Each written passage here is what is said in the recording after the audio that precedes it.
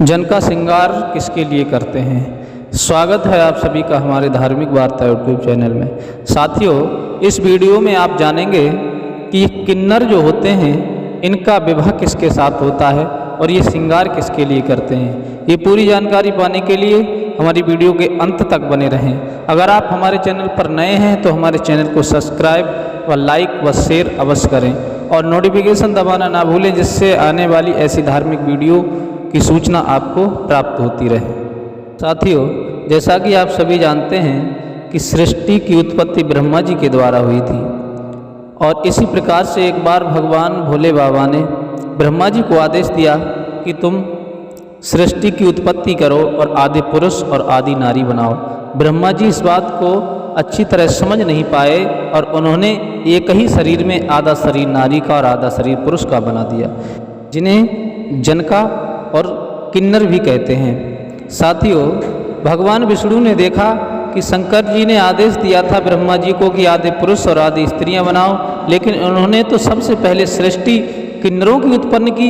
यह देख करके भगवान विष्णु को हंसी आ गई, तो भगवान शंकर ने भगवान विष्णु को श्राप दे दिया कि हे विष्णु, तुम हमारी बनाई हुई सृष्टि पर हंस रहे हो, जाओ हम तुम्हें श्राप देते हैं, एक दिन तुमको भी इसी पृथ्वी पर किन्नर बनना पड़ेगा। अब इसी श्राप के कारण भगवान विष्णु को किन्नर बनना पड़ा, लेकिन कैसे बनना पड़ा तो बने रहें वीडियो के अंत तक। साथियों, महाभारत का प्रसंग तो आप सभी ने सुना होगा। महाभारत का युद्ध शुरू होने से पहले युद्ध भूमि को मनाने के लिए, चंडी देवी को मनाने के लिए किसी अपने सगे संबंधी की एक बलि चढ़ाना बहुत ही आवश्यक था। अब भगवान श्री कृष्ण को इस बात की चिंता हुई कि अब बलि किसकी चढ़ाई जाए। 5 पांडव हैं, अगर किसी एक की बलि चढ़ा दी तो 4 शेष बचेंगे और युद्ध जीत पाना असंभव हो जाएगा।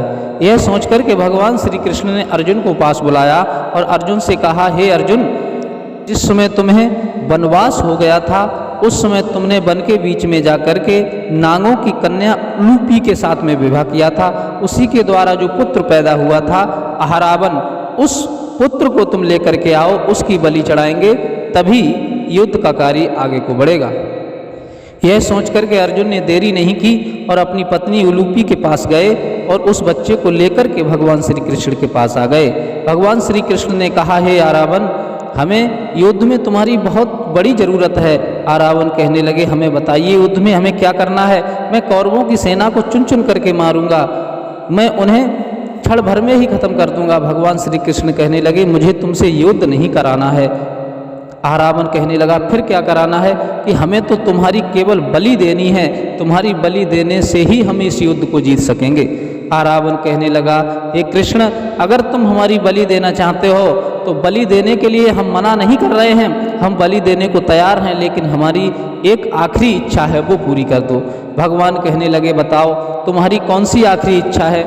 आरावन कहने लगा, हे श्री कृष्ण, हमारी आखिरी इच्छा है कि मैं कुंवारा नहीं मरना चाहता, मेरा विवाह कर दो और विवाह करने के बाद मेरी बलि चढ़ा दो, क्योंकि कुंवारी अवस्था में जो मरता है वो प्रेत योनि में जाता है, उसे कोई भी तर्पण या पिंड प्राप्त नहीं होता, इसलिए मैं कुंवारा नहीं मरना चाहता, मेरा विवाह करने के बाद ही मेरी बलि चढ़ा देना, मैं तैयार हूँ। भगवान श्री कृष्ण ने आदेश दिया कि हे पांडवों, जाओ नगर में किसी की कन्या तलाश करो और अहरावन का विवाह करने के बाद कल हम इनकी बलि चढ़ा करके युद्ध प्रारंभ करेंगे।